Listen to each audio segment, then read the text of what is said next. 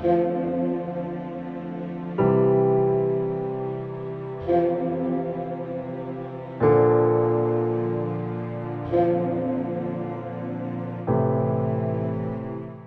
मुक़द्दस में से हमारे लिए आज की तिलावत पतरस रसूल का पहला आम खत, 5वां बाब, पहली से चौथी आयत तक।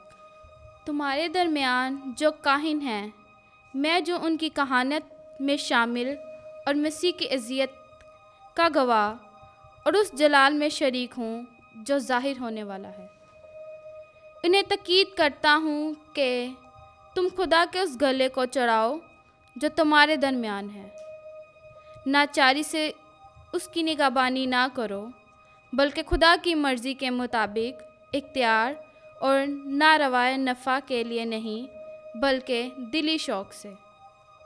मिरासों पर हुकूमत जताने वालों की तरह नहीं, बल्कि गले के नमूनों के तौर पर। और जब पासबाने आज़म ज़ाहिर होगा तो तुम जलाल का ना कुमलाने वाला सहरा पाओगे। पाकलाम का पढ़ा और सुना जाना हम सब के लिए बाइस बरकत हो।